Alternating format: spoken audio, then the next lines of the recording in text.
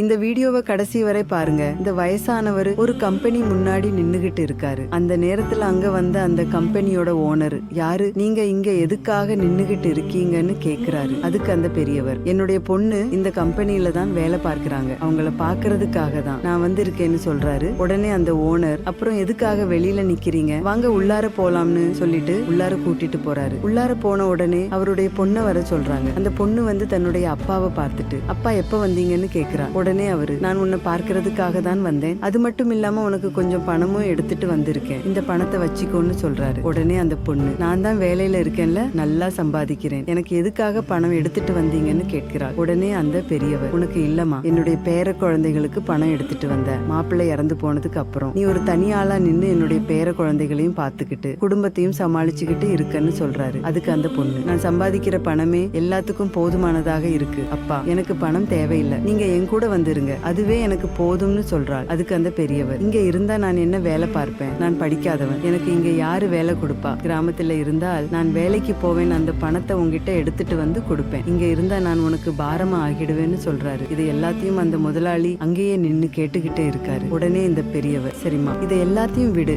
இந்த பணத்தை முதல்ல புடி, எனக்கு பஸ்ஸுக்கு நேரம் ஆகுது, நான் போறேன்னு சொல்றாரு. அப்போ அந்த முதலாளி, நான் உங்ககிட்ட கொஞ்சம் பேசலாமா, எனக்கு ஒரு ஐடியா தோணுது, இந்த கம்பெனில ஒரு செக்யூரிட்டி வேலை காலியா தான் இருக்கு, நீங்க அந்த வேலையை பாருங்க, நான் உங்களுக்கு மாசம் 20,000 சம்பளம் கொடுக்கிறேன், நீங்க உங்க பொண்ணு கூட இங்கேயே தங்கிக்கலாம்னு சொல்கிறார். உடனே அந்த பெரியவர் கையெடுத்து கும்பிட்டு, உங்களுக்கு ரொம்ப நன்றி சார், நான் என்னுடைய மகள் கூடயும் பேர குழந்தை கூடயும் இங்கேயே இருக்கன்னு சொல்லி முடிவு பண்றாரு. அதை கேட்ட உடனே அந்த பொண்ணு ஓனருக்கு நன்றி சொல்லிட்டு ரொம்பவே சந்தோஷப்படுகிறார். இந்த பெரியவர் தன்னுடைய மகள் மேல வச்சிருக்க பாசமும் இந்த கம்பெனி ஓனர் இவர்களுக்கு உதவி செஞ்ச செயலும் உங்களுக்கு பிடிச்சிருந்தா இந்த வீடியோவுக்கு ஒரு லைக் போட்டு கமெண்ட்ல சூப்பர்னு கமெண்ட் பண்ணுங்க.